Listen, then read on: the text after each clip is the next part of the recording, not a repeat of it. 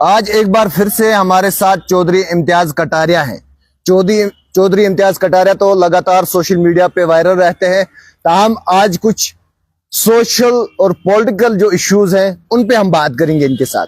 हालांकि बीजेपी के spokes person भी रह चुके हैं एसटी मोर्चा के, और उसके बाद जो है जैसे इलेक्शन आया तो इन्होंने जो है पीसी ज्वाइन कर ली। वो भी जानने की कोशिश करेंगे आखिर जो है स्टेट बीजेपी एसटी मोर्चा के स्टेट स्पोक्स पर्सन होने के बावजूद जो है आखिर इम्तियाज कटारिया ने इलेक्शन के दौरान क्यों पीपल्स कॉन्फ्रेंस ज्वाइन की, वो भी बात करेंगे। साथ साथ में जो है मत्सल, टंगडार और कुफवारा की बात करेंगे, और उसके साथ साथ जो है ड्रग्स पे भी बात हम करेंगे। एसपीओ के हवाले से भी हम इनके साथ जो है बात करने की कोशिश करेंगे आज, क्योंकि आज इम्तियाज कटारिया हमें बहुत समय के बाद जो है मिले हैं, तो इनसे भी हम बात करने की कोशिश करेंगे। पहले इम्तियाज कटारिया साहब बहुत बहुत शुक्रिया टाइम देने के लिए। आपका भी बहुत बहुत शुक्रिया, और जितने साथी देख रहे हैं उनका भी बहुत बहुत शुक्रिया, और सबको प्यार भरा सलाम। जी इम्तियाज साहब, पहला सवाल जो यही रहेगा कि बीजेपी में थे और स्टेट में जो है स्पोक्स पर्सन थे एसटी मोर्चा के, उसके बाद पीसी ज्वाइन की, वो भी इलेक्शन के दौरान। आखिर ऐसा क्यों, क्या नाराजगी हुई? देखिए भाई साहब, चौधरी इम्तियाज कटारिया जो बात भी बोलता है डंके की चोट पर बोलता है, और अल्हम्दुलिल्लाह जो जिस पद पर भी मैं रहा, चाहे बीजेपी में रहा या उसके साथ साथ बाकी जो हमारी नॉन पॉलिटिकल ऑर्गेनाइजेशन है उनमें भी रहा, तो बड़े साफ और शफाफ तरीके से हम लोगों ने लोगों के काम किए, लोगों की फलाह बहबूदी के लिए हमने काम किया।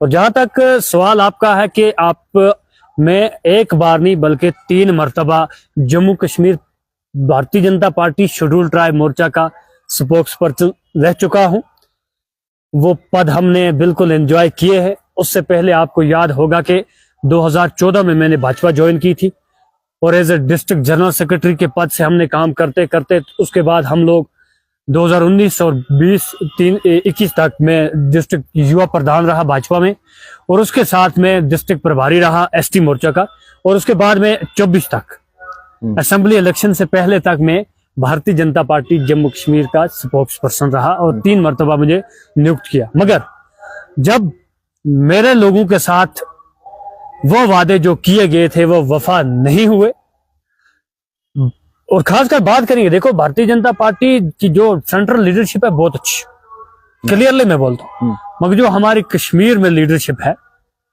मैं अपने आप को उनके साथ डाइजेस्ट नहीं कर पाया, क्योंकि 10 साल का वक्त मैंने, सबसे कीमती वक्त जो है मैंने इसमें मैं काफी कुछ कर सकता था अपने लिए। अगर मुझे अपने सेल्फ इंटरेस्ट के लिए काम करना होता, आसिफ भाई आप मुझे बचपन से जानते हो, तो चौधरी इम्तियाज कटारिया ने काफी कुछ किया होता, मगर मैंने अपनी आवाम के लिए 10 साल दिए, भारतीय जनता पार्टी के लिए 10 साल दिए थे, आज नहीं दे रहा हूं, ठीक है।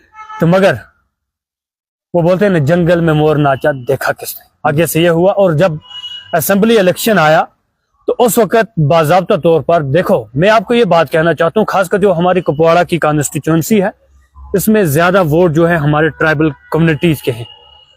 हमें एक किस्म का बस वो ऐसे ही वो लुंगी लगा कर रख दिए था सर पे, हाँ भाई चौधरी साहब मेरो चौधरी साहब तो मेरो चौधरी साहब। वो काम बिल्कुल, जब मैंने देखा कि मैं एक youth social and political activist हूं, लोगों की मेरे साथ ख्वाहिशात और जज्बात जुड़े हुए हैं, और मेरे लोगों ने भी कहा कि जब आपको यहां पर मौका नहीं मिल रहा है आगे आने का, जब आपको यहां पर अपनी बात रखने का मौका नहीं मिल रहा है, तो बेहतर है आप किसी रीजनल पॉलिटिकल पार्टी को चूज करिए। जानना चाहूंगा कि जिस तरीके से बाकी जो पॉलिटिकल पार्टीज हैं, वो हम जो ट्राइबल लोग हैं, गुज्जर बकरवाल हैं या पहाड़ी हैं, उनको जिस तरीके से जो है इलेक्शन के दौरान नचाते थे, क्या इम्तियाज कटारिया को भी 10 साल बीजेपी ने नचाया? हाँ बिल्कुल।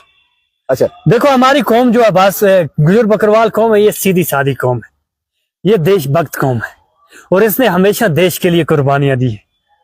जितने भी बॉर्डर हम लोगों ने अल्लाह के फजल करम से संभाले हैं। और मैं अगर अपनी बात करूं तो मेरा अपना एक जो बैकग्राउंड है, ऑलरेडी मिलिटेंसी विक्टिम बैकग्राउंड। मेरा जो चाचा है मेरी उम्र का था, तब मैं पैदा नहीं हुआ था जब मिलिटेंसी पीक पर थी 1993 में, उसके जंगल में 120 टुकड़े कर दिए थे आतंकवादियों ने, और 22 दिनों के बाद उसकी क्या, आज तक मैंने ये बात नहीं बोली, क्योंकि भाई पहली बार सुन रहा हूं। हाँ, मैं क्लियरली, और सिक्योरिटी एजेंसीज के पास बाज़ाब्ता इसका क्या है, रिकॉर्ड है।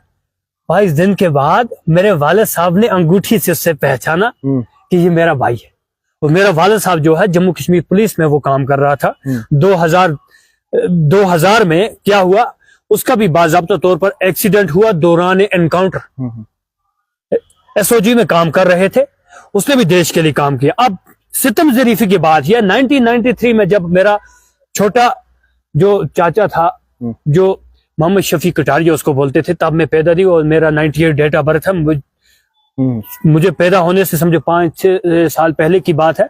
उसको ढूंढने के लिए उसका बड़ा भाई वली मोहम्मद कटारिया गया भाई को ढूंढने के लिए, क्योंकि उस वक्त इतनी समझो मिलिटेंसी थी कि कोई बंदा बाहर निकलना कभी नहीं सोच रहा। आज तक टिल डेट उसका भी पता नहीं है। अच्छा, उसका भी पता नहीं है, उसे भी मार दिया। अच्छा, जिंदा होता तो ऑटोमेटिकली भाई साहब 32 साल हुए, कहीं ना कहीं तो पता चलता। अब जिस कम्युनिटी ने, जिस मिसाल के तौर पर परिवार ने इतना अपना क्या किया, बलिदान दिया, इतने अपनी शहादतें दी, उससे देशभक्ति का सर्टिफिकेट किसी को देने की जरूरत नहीं है। पर बार बार मुझे टारगेट किया गया, आपको पूरा पता है। मगर मैं अपनी कुपवाड़ा पुलिस का तहे दिल से शुक्रिया अदा करता हूं, भारतीय सेना का शुक्रिया अदा करता हूं, अपने यहाँ के जो सिक्योरिटी एजेंसीज हैं उनका शुक्रिया अदा करता हूं कि उन्होंने आए रोज। और आपको याद है कि जब कभी भी टारगेटेड किलिंग होती है, जरूरी नहीं है कि हम बीजेपी में थे तो हम बीजेपी के कहने पर क्या करते थे, इसकी कड़ी अल्फाज में निंदा करते थे। चौधरी इम्तियाज कटारिया आज भी वो बात करेगा, और जहां पर भी होती है, चाहे ट्वीट होता है या जो भी देश के खिलाफ बात होती है, चौधरी इम्तियाज कटारिया बिल्कुल उसको बर्दाश्त नहीं करता है। और हमेशा हमने अमन की बात की है, और हमेशा हमने अपने देश की, क्योंकि हमारे लिए नेशन फर्स्ट, कम्युनिटी सेकंड और सेल्फ लास्ट, इस पर हम लोग आगे काम करते हैं। और मेरे लोगों का मशवरा हुआ, जब मैंने कहा क्या मुझे कौन सी रीजनल पॉलिटिकल पार्टी ज्वाइन करनी चाहिए, तो लोगों ने कहा कि आपके लिए जम्मू कश्मीर पीपल्स कॉन्फ्रेंस जो है, क्योंकि सज्जाद गनी लोन साहब, लोगों को पता था, मैं चौधरी इम्तियाज कटारिया खुद जानता था कि इतनी सीटें नहीं आएंगे कि हम बाद में, हमें पता था हम ओपोजिशन में बैठेंगे, मगर हमें यह भी पता था कि जो काम हमारे लीडर सज्जाद गनी लोन साहब गरीब गुरबा लोगों के लिए काम करेंगे, क्योंकि उसने खुद 3 डिग्री टार्चर हमारी तरह देखे हैं, ठीक है।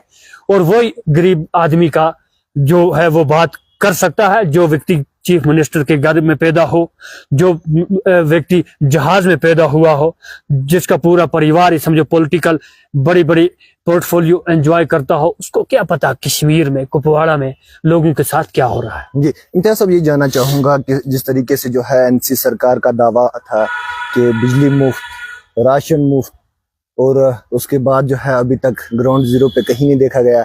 जब बिजली की बात आई तो बोला कि मीटर पहले लगाएंगे, उसके बाद जो है आप लोगों को बिजली फ्री मिलेगी, क्या कुछ कहेंगे? मेरी सुनिए बात, दिल मेरा इस वक्त रो रहा, सरकार पर नहीं रो रहा है, अपने लोगों पर रो रहा है। वो किस लिए रो रहा है कि भाई साहब, ये कश्मीर के लोग, इतने पढ़े लिखे लोग, इतने सीधे साधे लोग कैसे बन सकते हैं? क्योंकि हर घर में भाई साहब 2-3 ग्रेजुएट है। मगर जब इन्होंने पोर्टफोलियो, इन्होंने क्या बोलते हैं उसको, मैनिफेस्टो बनाया, लोगों के सामने बनाए 25 काम, 2-3 को मैं गिनाऊंगा। 200 बिजली यूनिट फ्री,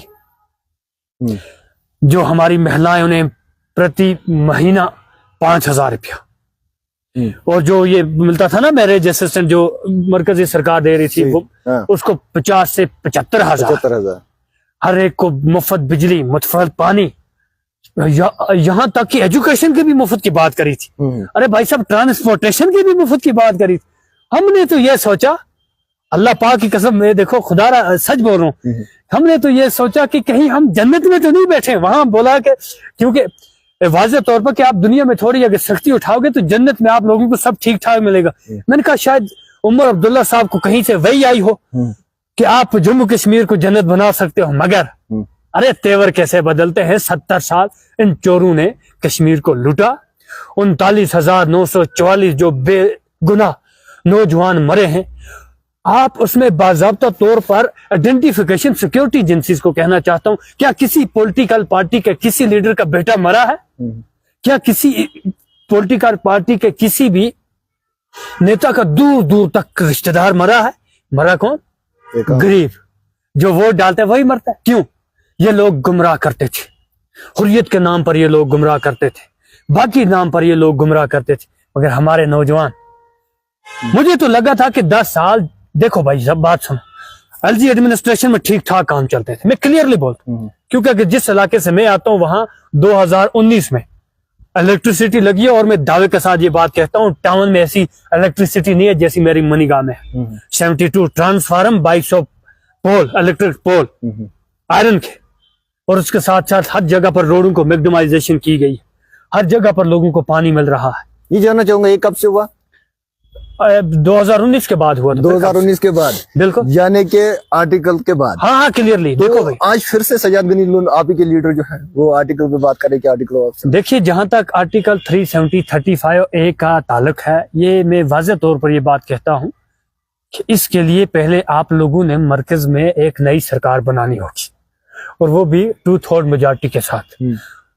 और ऑलरेडी कल एक यानी आप अपने लीडर के भी खिलाफ है? नहीं, मैं खिलाफ किसी का नहीं, मैं वो बात बोलूंगा जो हो सकता है। क्योंकि देखो, मेरा ये मानना है, आर्टिकल 370-35A इलेक्शन से पहले हमारी पीपल्स कॉन्फ्रेंस का मैनिफेस्टो नहीं था, आपको याद हो।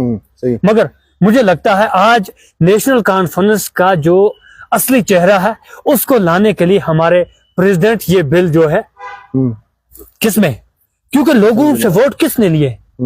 अरे भाई, आर्टिकल 370 के नाम पर लोगों से नेशनल कॉन्फ्रेंस ने वोट लिए हैं। सही। मैं तो मानता हूँ जरा पता चलेगा ना, अब ऑलरेडी मार्च में अपनी बजट सेशन चलने वाला है असेंबली में, क्या ये सजाद साहब की हमायत करेंगे? हमने तो वोट नहीं लिए। सजाद लोन ने अगर अपनी, हमारे पार्टी प्रेसिडेंट ने अगर अपनी ये जो याचिका दायर की है, ठीक है, ये जो अपना समझो बिल दायर किया, मैं देखता हूँ नेशनल कॉन्फ्रेंस इसको कितना सपोर्ट करेगी। कभी नहीं करेगी, क्योंकि ये खोखला दावा था। मगर असली चेहरा लोगों के सामने लाने के लिए सजाद गनी लोन साहब ने ये बिल क्या है अपनी क्या बोलते हैं असेंबली सेशन में डाली है। और मुझे पूरा भरोसा है सजाद गनी लोन साहब जो काम भी करते हैं, बड़े बुद्धिमान आदमी हैं, इनकी तरह वो टरबाज नहीं है, वो सोच समझ कर करते हैं। इसके पीछे भी जम्मू कश्मीर की आवाम के लिए कुछ खास ही पैगाम होगा। बाकी मुझे पूरा भरोसा है कि जैसे आपने बोला कि नेशनल कॉन्फ्रेंस ने बड़े बड़े दावे किए, मैं तो यही बोलता हूं कि वो जन्नत दिखाते थे मगर आज जहन्नम बन रहा है जी। क्यों? मनीगाह की परसों एक व्यक्ति मेरे साथ मिला, रो रहा था, बोला मेरे पास नेशनल कॉन्फ्रेंस के लोग आए, बोला आपकी 1,20,000 रुपया बिजली बिल है, हम उसको क्या करेंगे, माफ करवा देंगे। कटारिया साहब, कल मैं एक और न्यूज देख रहा हूं अपने उमर अब्दुल्ला साहब का, हालांकि वो हमारी पॉलिटिकल पार्टी से उसका ताल्लुक, वो बोल रहे मीटर लगाए। बोला मीटर? अरे कहा मीटर आपको पता है जब मीटर लगेंगे, अरे भाई साहब नेशनल कॉन्फ्रेंस ने वोट लिए हैं विदाउट मीटरिंग, मीटर के नाम पर वोट नहीं लिए। आज अगर वो ये बात करेंगे तो मुझे लगता है ये उनके लिए बदकिस्मती की बात नहीं है, पूरी जम्मू कश्मीर के लिए बदकिस्मती की बात। ये मुझे बताइएगा, क्योंकि जो एसपीओज जो हैं उनकी अगर बात करें, क्योंकि इससे पहले भी जो है 5 मिनट की खुशी तो लास्ट टाइम आपने देखी ही होगी, जब एक पोस्टर जो है वायरल किया गया नेशनल कॉन्फ्रेंस के द्वारा कि एसपीओज की जो है सैलरी बढ़ाई दी जा रही है। उसके बाद जब 5 मिनट के बाद वो खुशी फिर से चलेगी। एसपीओ जो है लगातार गवार लगा रहे हैं, या कैजुअल लेबर जो है वो लगातार गवार लगा रहे हैं कि हमारी जो है हमें परमानेंट किया जाए, या हमें हमारी जो सैलरी है उसमें उसको बढ़ा दिया जाए। तो क्या कुछ कहेंगे उसके हवाले से? देखिए, मैं आज उमर अब्दुल्ला साहब को एक नया नाम देता हूँ, इसको आप बाज़ाब्ता हाईलाइट करना। उमर अब्दुल्ला को इसके बाद फादर ऑफ ट्वीट कहा जाएगा। अच्छा, फादर ऑफ ट्विटर क्यों? कि वो ट्वीट करके तुरंत पता ही नहीं चलता उस ट्वीट में क्या मसाला होता है, तो वो डिलीट कर देते हैं। सेम ऐसा ही हुआ, आपने देखा लास्ट टाइम आप ही के जम्मू के एक पत्रकार ने एसपीओ के लिए एक डिस्कशन प्रोग्राम रखा था, लाइव इंटरेक्शन। उसमें एक एसपीओ इतना रो रहा था कि उसके बच्चों को स्कूल से निकाल दिया गया। उसको दुकानदार जो थे उन्होंने जो सामान है वो देना बंद कर दिया कि भाई साहब आपको सैलरी नहीं आती, पहले तो सैलरी आती थी, बीच में इनकी सैलरी रोक दी। अब चलो इन्होंने प्रोटेस्ट बेचारे एसपीओ ने अपनी नाराजगी दिखाई। एलजी साहब अब देखिए मेरी बात सुनिए, मेरे बस में अभी कोई बात है नहीं, मैं आवाज उठा सकता हूँ। मैं डिसीजन नहीं ले सकता सही हूँ, बात, ठीक है। बिल्कुल। अब खुद जब ये बोलते हैं कि जो ये पुलिस है, होम डिपार्टमेंट एलजी के पास है, बाकी डिपार्टमेंट जो डिफेंस है एलजी के पास है, तो किस अधिकार से नेशनल कॉन्फ्रेंस ने जम्मू कश्मीर एनसी पर पोस्ट लिखा और बाजाब्ता लिखा कि एक वादा और पूरा हो पूरा गया। हो गया। उसमें बाजाब्ता इन्होंने ग्रेड भी बनाई, अल्लाह पाक की कसम। एसपीओ के जो हमारे घराने थे वहां पर लोगों ने मिठाई बांटी, परिवार वाले आकर अपने एसपीओ को मुबारक करने लगे कि आप लोगों की सैलरी बढ़ गई, मगर ठीक 5 मिनट के बाद ट्वीट जो है वो डिलीट हो जाता है। फिर एसपीओ वालों ने, कई एसपीओ वालों ने मुझसे भी पूछा, मैंने कहा भाई ये चीफ मिनिस्टर साहब से आप पूछिए, इतना जब कभी हमें बात करने का मौका मिलेगा तो हम भी ये बात आपके सामने क्या करेंगे, आपकी ये बात जो है आला हुकाम तक पहुंचाएंगे।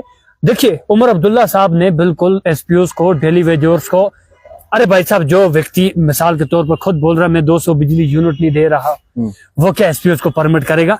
या वो ये बिल्कुल ये झूठे दावे हैं। मेरी हाथ जोड़कर मोदबाना गुजारिश अपनी यूनियन प्राइम मिनिस्टर जो देश में अपने एक कद बनाने में कामयाब हुए हैं, ऑनरेबल नरेंद्र मोदी साहब से रहेगी, union minister home and corporation Amit Shah साहब से रहेगी, जो इस डिपार्टमेंट को देख रहे कि कृपया करके जम्मू कश्मीर के जो एसपीओ हैं, जो हर जगह आप लोग देखते हो एनकाउंटर होता है तो एसपीओ, किसी की गारत पर भेजना है तो एसपीओ, किसी को अगर पीएसओ देना है तो एसपीओ, कहीं पर जज के साथ अगर किसी को गेट पर खड़ा करना है 24 घंटों साथ तो एसपीओ। मैं ये बात क्लियर कहता हूं क्योंकि देखो हमारे परिवार के भी एसपीओ हैं, बाकी लोग भी हैं, सबकी 36,000 एसपीओ की मैं इस वक्त बात कर रहा हूं, ठीक है।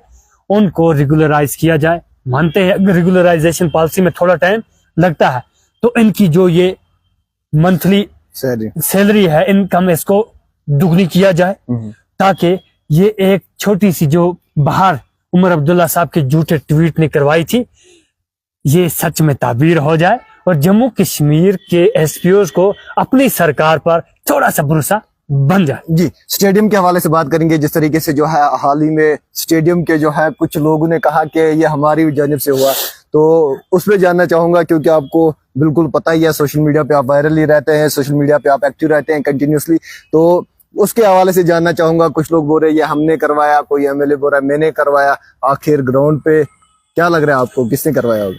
देखिए मैं तो ये मानता हूँ एमएलए साहिबान जो है वो अपनी मिसाल के तौर पर सैलरी बचाने में कामयाब हुए अभी तक। जहां तक मेरी, आपने कहीं देखा कि किस एमएलए ने प्रपोजल बनाया? आज बन रहे हैं, मुझे लगता है आज बन रहे हैं। देखो ये जो आए हैं इतने में तो इनके पास कोई जादू की छड़ी तो नहीं इन्होंने घुमाई।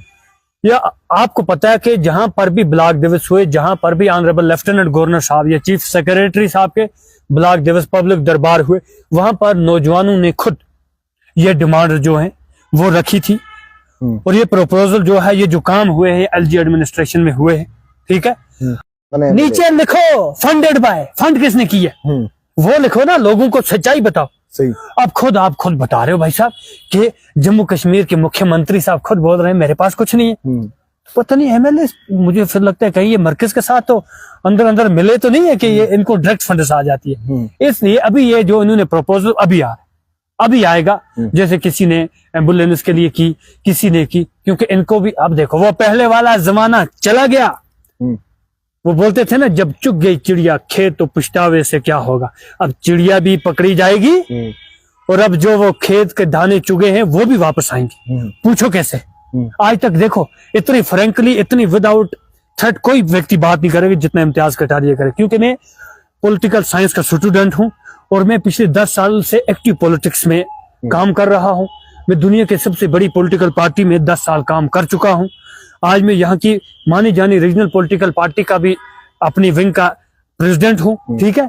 इसलिए मेरी एक ही बात रहेगी कि अब देखो पहले क्या करते थे, ये एमएलए अपने वर्कर्स को पालते थे। मिसाल के तौर पर सजाद साहब एमएलए हंदवाड़ा, वो पीपल्स कॉन्फ्रेंस के जो हल्का प्रेसिडेंट होगा उसको चिट्ठी दी जा, ये काम आप करो, 5-8 लाख रुपए पहले की बात करेंगे, आज नहीं करेंगे इसको। फिर अदरवाइज आप इसमें हाँ नहीं अच्छा, मैं सब एमएलए की बात कर रहा हूँ यार। 90 एमएलए बीजेपी वाले भी हैं, नेशनल वाले भी हैं, हमारा तो एक है। उसने जो काम किए लोगों के सामने 2.5 साल की मिनिस्ट्री में, है कि नहीं है? वो तो लोगों ने उसको कैसे वोट दिया वो खुद पता है। ठीक। लोगों ने डेवलपमेंट एंड डिग्निटी को वोट दिया, सजाद साहब को वोट नहीं दिया, डेवलपमेंट एंड डिग्निटी को वोट दिया। अब सुनिए मेरी बात, आज वो नहीं है। आज आप अगर कोई प्रपोजल बनाओगे बाज़ाब्ता तौर पर उसकी अच्छे तरीके से आइडेंटिफिकेशन होगी, उसमें कमेटी बैठी और उसको वो डिसाइड करेगी कि ये सही है, ये पब्लिक इंटरेस्ट के लिए है या सेल्फ इंटरेस्ट के लिए। अब वो कमीशन वाला सिस्टम चला गया। आज युवा पढ़ा लिखा है, आज हर व्यक्ति अपनी क्या अधिकार जो राइट्स उसकी बात कर सकता है। और मुझे पूरा भरोसा है कि जो नौजवान हमारे हैं जहां पर भी मानते हैं आज एमएलए का प्रोग्राम हो वहां जाकर अपनी बात करें, अपने इलाके की बात करें। और इंशाल्लाह मुझे पूरा भरोसा है कि आने वाला वक्त जो है हमारे नौजवान खुद ठीक रहेंगे। बाकी एसपीओस को मैं आश्वासन देना चाहता हूं कि जैसे हमारे पार्टी प्रेसिडेंट सज्जाद गनी लोन साहब ने पुलिस वेरिफिकेशन के खिलाफ एक PIL दायर की है, कहाँ हाई कोर्ट और सुप्रीम कोर्ट में, और उस पर अल्हम्दुलिल्लाह परसों एक फैसला भी आया पासपोर्ट को लेकर।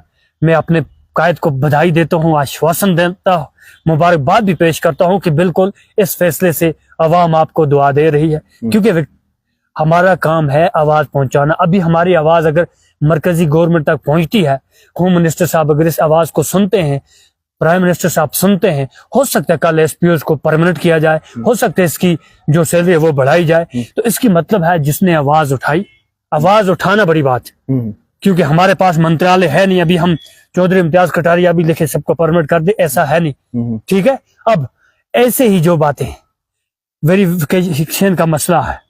अब देखिए पहले क्या करते थे, मिसाल के तौर पर किसी का बाप मिलिटेंसी में मुलव्वस था। आपको मैं एक केस बताता हूँ, यहाँ गागल का है, नंबरदार एक था, ग्रेजुएट लड़का था। लास्ट टाइम नहीं हुई वो नंबरदार की रिक्रूटमेंट हुई, और ये क्लियरली ऑलरेडी डॉक्यूमेंट मेरे पास पड़े हैं इसके। एक व्यक्ति आया, उसको 2 महीने के लिए लगा दिया क्या नंबरदार, अपॉइंट हो गया, बोला पढ़ा लिखा होना चाहिए तो लग दी। जब लगाया तो 3 महीने के बाद उसकी CID वेरिफिकेशन एडवर्स आ जाती, वापस आ गई। वो जाकर जब पता करता, बोला आपका चाचा 2019 में, आपका चाचा पाकिस्तान में। और जब लड़के से मैंने पूछा आपका बाप क्या करता है, बोला मेरा बाप 32 साल इंडियन आर्मी की सर्विस करके आया, आप बताइए। फिर मैंने पूछा वो उधर पाकिस्तान में उसकी कोई फिर गलत एक्टिविटी होगी तभी, बोला भाई वो 2019 में मर चुका है। अच्छा, बंदा पाकिस्तान चला गया, चाचा चला गया, भुगतना किसको पड़ रहा है? भतीजे को। क्या ये इंसाफ है? मुझे बताइए ना। गलती आसिफ प्लेसर करता है, इम्तियाज कटारिया को सजा मिलती है, ये बिल्कुल गलत है। ऐसे ही देखो जो ये पासपोर्ट का मसला था, यहाँ पर कितने हमारे युवा जो हैं अभी तक जिनकी पासपोर्ट वेरिफिकेशन रुकी पड़ी थी, और परसों से अल्हम्दुलिल्लाह जो ऑनरेबल जस्टिस हमारे जो जम्मू कश्मीर लद्दाख हाई कोर्ट के थे, उन्होंने बाज़ाब्ता तौर पर ऑर्डर पास किया कि आप किसी भी व्यक्ति को पासपोर्ट उसका नहीं रोक सकते हो कि उसके या उसके भाई की या उसके बाप की समझो गलत एक्टिविटीज है। अब उस व्यक्ति को देखिए, इम्तियाज कटारिया अगर इस वक्त बात कर रहे हैं, इम्तियाज कटारिया खुद क्या है इसको देखिए। क्योंकि इम्तियाज कटारिया को अपना राइट अलग है, उसके बाप उसके भाई बाकी दोस्तों को उसका राइट अलग है। क्योंकि कॉन्स्टिट्यूशन ऑफ इंडिया जो हमारा है, ये आईन दुनिया का सबसे बड़ा कॉन्स्टिट्यूशन है। हम बाबा साहब अम्बेडकर साहब को भी आज याद करते हैं, उन्हें श्रद्धांजलि देते हैं कि जिन्होंने इतना अच्छा कॉन्स्टिट्यूशन बनाकर हम लोगों को दिया, और जिसका फायदा आज भी हम लोग उठा रहे हैं। जी, इससे साथ साथ में जो है अब ड्रग्स की ओर चलते हैं, क्योंकि ड्रग्स की जो वबा जो बीमारी जो है यहाँ पे फैल चुकी है जम्मू कश्मीर के अंदर। और उस खासकर अगर हम कुपवारा की बात करें तो कुपवारा के अंदर जो है कुपवारा पुलिस भी लगातार जो है उनके ऊपर बिल्कुल जो है शिकंजा कसे हुए हैं और उनके ऊपर कार्रवाइयां कर रही है। और उसी बीच जो है शराब के ऊपर जो है कहर मचा हुआ है। तो क्या कुछ कहेंगे? शराब को एक तरफ से जो है लगातार हमारी जम्मू कश्मीर पुलिस या कुपवारा पुलिस जो है लगातार इस पे कार्रवाइयां कर रही है कि ड्रग्स यहाँ पे ना फैले, तो उसके साथ साथ जो है शराब, आखिर क्या कहेंगे? देखिए भाई साहब, बहुत ही जबरदस्त सवाल पूछा, और मुझे लगता है ये है सोशल सर्विस वाला सवाल। क्लियरली आपको पता है जहां पर भी हमारा थाना दिवस होता है तो चौधरी इम्तियाज कटारिया पहला स्पीकर होता है जो डट कर ड्रग्स के खिलाफ बात करता है। क्यों? हम ड्रग्स के खिलाफ बात नहीं कर रहे, हम आने वाली फ्यूचर को बचाने की बात कर रहे हैं। लास्ट टाइम इधर से हमारे पुलिस स्टेशन कुपवाड़ा में 1 महीना पहले ड्रग एडिक्शन पर एक थाना दिवस रखा था, जिसमें हमारे additional SP Kupwara GM Bhatt साहब, जो मैं ये मानता हूँ फेवरेट पुलिस अफसर भी माने जाते हैं, ठीक है, वो उसको हेड कर रहे थे। वहां मैंने एक बात करी, वहां पर हमारे जो पेरेंट्स थे, हमारे सिविल सोसाइटीज के लोग थे, हमारे रिलीजियस स्कॉलर्स भी थे। तो मैंने कहा मैं उस बाप को बधाई दूंगा, मैं उस बाप को मुबारकबाद पेश करूंगा जो बाप अपने ड्रग्स में मुब्तला बच्चे को खुद लाकर पुलिस स्टेशन में हवाले करेगा। क्यों? आप देखो, जो ड्रग्स है ये एक बिद्दत है, ये एक लानत है। हम लोगों को चाहिए इस पर हम लोग ज्यादा सोशल अवेयरनेस करें। आगे से माह रमजान का मुतबरक महीना आ रहा है, मस्जिदें जो हैं हमारी, क्योंकि अल्हम्दुलिल्लाह जम्मू कश्मीर जो है मुस्लिम मेजॉरिटी स्टेट है, इसमें अगर कुपवाड़ा में बात करेंगे तो मुझे लगता है 100% मुस्लिम है हमारे, ठीक है। अब देखो, लोग सब ज्यादा मस्जिदों में, खानकाहों में, चाहे वो तरावी पढ़ने जाएंगे या जुम्मा के दिन हजारों लाखों की तादाद में लोग मस्जिदों में आते हैं। मेरी अपनी उलमा कराम से, हमारे जो दीन के दानिशमंद हैं उनसे, या जो हमारे हाफिज कराम हैं, या जो हमारे मौलवी साहिबान हैं, उनसे रिक्वेस्ट रहेगी कि आप जुम्मा के दिन अगर कोई भी मौजू उठाते हो दीन के प्रति, दीन को बढ़ावा देने के लिए, तो उसमें 5 मिनट सदका जारिया समझकर ड्रग्स अवेयरनेस के लिए एक बात करिए। क्योंकि जैसे हमारे कुपवाड़ा की एक मानी जानी हस्ती, कुपवाड़ा ही नहीं पूरी दुनिया में, हजरत कारी दानी साहब रहमतुल्लाह अलैह, क्योंकि कई लोग उनका दीदार करने के लिए दूर दूर से, पूरे देश से आते हैं, उनसे भी मेरी रिक्वेस्ट रहती है, हमेशा वो बात करते हैं, ठीक है, कि वो भी अगर जुम्मा वाले दिन, क्योंकि सब लोग वहां होते हैं, मौजूद होते हैं, हर फिरके के लोग होते हैं, हर कम्युनिटी के लोग होते हैं, जुम्मा के दिन हर, समझो समाज के हर पहलू के साथ जुड़े हुए लोग जुम्मा के दिन वहां पर नमाज पढ़ने के लिए आते हैं। वहां पर मुझे पूरा भरोसा है कि वो भी इस चीज को आगे लेंगे। खासकर ज्यादातर हमारे लोग जो हैं वो ब्याह शादियों में इकट्ठे होते हैं, वहां पर हम लोग ये अवेयरनेस, जब इलेक्शन होता है वहां पर हम लोग ये अवेयरनेस उठाएंगे, और उसके साथ साथ जहां कहीं कोई जनाजा होता है वहां पर हमारे इमाम साहब अगर इन चीजों पर बात करेंगे तो मुझे लगता है कुपवाड़ा ही नहीं पूरा देश जो है ड्रग्स से फ्री होगा। और जो हम लोगों ने जम्मू कश्मीर पुलिस, भारतीय सेना, सीमा सुरक्षा बल, सिक्योरिटी एजेंसीज के साथ एक ड्रग फ्री जम्मू कश्मीर, खासकर ड्रग फ्री कुपवाड़ा अभियान चलाया है। चौधरी इम्तियाज कटारिया का एक एक खून जो है, इसके लिए अगर लग जाए, इसके लिए चौधरी इम्तियाज कटारिया को कितना भी नुकसान क्यों न उठाना पड़े, चौधरी इम्तियाज कटारिया ड्रग्स के खिलाफ है। और एक बात, आपका जो सवाल है मैं भूला नहीं हूँ, शराब नोशी, MLA कुपवाड़ा मीर मोहम्मद फयाज साहब को दिल की उम्मीद गहराइयों से बधाई देता हूँ, शुभकामनाएं देता हूँ कि चलो देर आए दुरुस्त आए, ठीक है। उन्होंने ये बिल पास की, और जम्मू कश्मीर के 90 के 90 जो हमारे ऑनरेबल MLA साहिबान हैं उनसे ये गुजारिश रहेगी कि वो, अरे भाई साहब इस पर तो बात करने की जरूरत ही नहीं है, क्योंकि ये शराब नोशी है, इसमें तो हर एक का घर जलेगा, हर एक का बच्चा मुलवस होगा। इस पर सब लोगों को चाहिए कि खुले दिल से वो अपने MLA कुपवाड़ा की सपोर्ट करें। बेशक हमारी पॉलिटिकल आइडियोलॉजी जो है वो अलग है, मगर जहां हक को इंसाफ की बात आती है, जहां हमारे यूथ की डेवलपमेंट अपलिफ्टमेंट की बात आती है, यूथ के फ्यूचर को बचाने की बात आती है, मैं तो ये मानता हूं कि मुकम्मल तौर पर जम्मू कश्मीर में शराब बंद होनी चाहिए, तब नया जम्मू कश्मीर। कुछ लोगों ने ये भी कहा कि टूरिज्म जो है, टूरिज्म में इसमें कहा नहीं, कुछ लोगों ने नहीं कहा भाई, डट के बोलो। नेशनल कॉन्फ्रेंस के तर्जमान आला MLA जडीबल तनवीर सादिक साहब ने कहा। ये क्या बात बोलते हो कुछ लोगों ने? बस उसमें कुछ आपको नहीं लग रहा है कि ये जो बयान है तनवीर सादिक के अलावा किसी ने नहीं बोला, हाँ। एक फर्द ने बोला, कुछ लोगों ने नहीं। लोगों ने, हो सकता है इसके पीछे कोई बड़े लोग जुड़े हैं, कोई नहीं। तनवीर सादिक ने, देखो कल तक ये तो बड़े बड़े भाषण दे रहे थे, कुरान पाक की ये आयतें सुना रहे थे। पहले शराब की दुकानें यहाँ पे नहीं थी, क्या यहाँ पे टूरिज्म नहीं चल रहा था? भाई साहब मैं ये मानता हूं, जो टूरिस्ट शराब पीकर हमारे नौजवानों को गंदा करने के लिए यहाँ आता है वो आई ना, बस क्लियरली। ऑलरेडी जो टूरिज्म एसोसिएशन कश्मीर, उसने भी क्या खुद आपने देखा प्रेस कॉन्फ्रेंस करी कि बिल्कुल इस जो शराब इस पर बैन होना चाहिए। तनवीर सादिक साहब, पता नहीं मुझे समझ नहीं आता, ये नेशनल कॉन्फ्रेंस ये गिरगिट की तरह रंग कैसे बदलती है। एक साइड से बोलते हो हम जम्मू कश्मीर की सबसे बड़ी मुस्लिम पार्टी है, दूसरी साइड शराब को आप जोड़ देते हो। अब बात क्या करते, यूनाइटेड अरब अमारात में ये चल रही। अरे भाई साहब, शर्म आनी चाहिए आपको ऐसी बात बोलते हुए। दूसरे दिन जब मीर वाइज उमर फारूक साहब ने उनकी ठीक ठाक क्लास ली तो वो बोला मैं अपने मजहबी स्कॉलरों की क्या करता हूँ, कदर करता हूँ। अरे भाई साहब, वो हमारे जो सियाने लोग थे वो बोलते थे पहले तोलो बाद में बोलो, और उतना ही बोलो जो आपको पता हो। इसलिए नेशनल कॉन्फ्रेंस को चाहिए, क्योंकि जब देखो पार्टी में सबसे बड़ा पद क्या होता है, स्पोक्स पर्सन, प्रेसिडेंट कुछ नहीं होता, क्योंकि स्पोक्स पर्सन का बयान पूरी पार्टी का बयान होता है।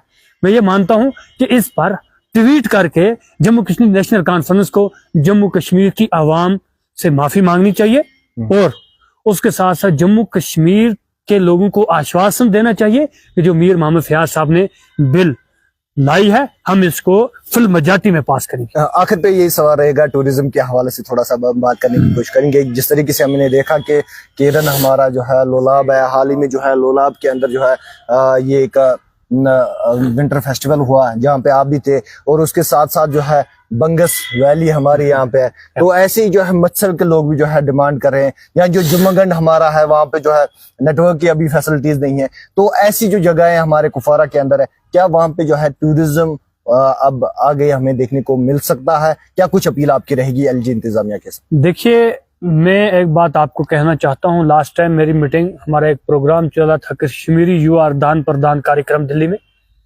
और उसके माध्यम से हम लोग चले गए थे राजस्थान जोधपुर में। वहां के जो ऑनरेबल एमपी है, जो यूनियन मिनिस्टर हैं टूरिज्म के, गजेंद्र सिंह शेखावत साहब से हमें पर्सनली मिलने का मौका मिला। वहां पर हम लोगों ने बाकायदा तौर पर ये बॉर्डर टूरिज्म की जो बात है वो रखी है। एक रिप्रेजेंटेशन कॉपी भी मैं आपको दूंगा जो हमने उधर डाली है, ठीक है। और इंशाल्लाह मुझे उन्होंने आश्वासन दिया है कि आफ्टर रमजान जब मेरा जम्मू कश्मीर आने का मन बनता है तो मैं, क्योंकि मैंने वहां एक बात उन्हें कही कि उन्होंने बोला कि भाई साहब कुपवाड़ा के बारे में कुछ खास बात बोलो।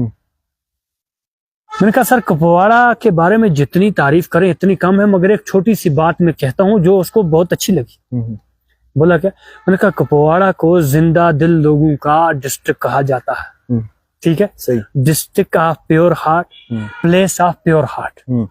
बोला जब इतने जिंदा दिल आपके लोग हैं, बोला कि मैं कहा चारों तरफ से हमें बॉर्डर से पाकिस्तान से घिरा है, हर जगह से समझो एक किस्म का डर और माहौल का बनाने की कोशिश की जा रही है। पहले पाकिस्तान क्या करता था आपको पूरा पता है, पहले वो हथियार बारूद क्या करता था बॉर्डर से करता था। अब उनको पता चल गया कि युवा गन नहीं उठाएगा, अब वो ड्रग्स में हमारे लोगों को इन्वॉल्व कर रहा है। फिर उन्होंने बोला क्या, मैंने कहा ये टेररिज्म वाली सोच है इसको हम टूरिज्म में तब्दील करना चाहते हैं, और अल्हम्दुलिल्लाह कुपवाड़ा ने हमेशा कुर्बानियां दी है, और पूरे जम्मू कश्मीर में सबसे शांत डिस्ट्रिक्ट जो है वो हमारा कुपवाड़ा माना जाता है। और उन्होंने आश्वासन दिया फिर कि जब मेरा कश्मीर आने का प्रोग्राम बनता है तो मैं कुपवाड़ा आऊंगा। और जैसे आपने मच्छर की बात करी, टंगधार टिटवाल की बात करी, ऐसे अपने जुमाकंड की बात करी, अपने क्या बोलते हैं केरन की बात करी, बंगस की बात करी, या जैसे परसों लोलाब में एक बहुत ही बड़ा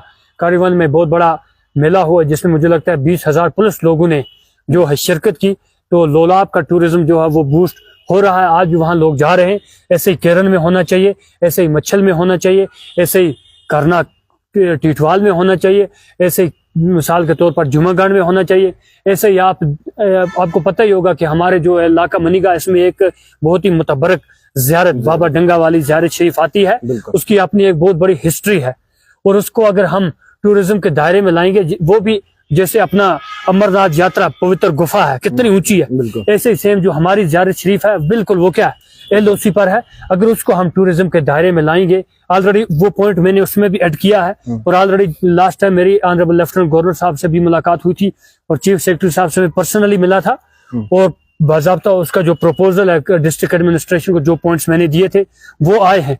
और इंशाल्लाह मुझे पूरा भरोसा है कि यूनियन गवर्नमेंट चाहती है जम्मू कश्मीर टेररिज्म से टूरिज्म में आए, और इसमें हमारे जो लोकल MLAs हैं, हमारी जो लोकल गवर्नमेंट है, इन्हें भी चाहिए कि आप लोग अच्छे अच्छे पॉइंट्स जो हैं वो मरकज को रिकमेंड करो, क्योंकि जब MLA लिखेगा, जब यहाँ की मिनिस्ट्रीज लिखेंगी तो उसको एक किस्म की क्लियरेंस मिल जाएगी।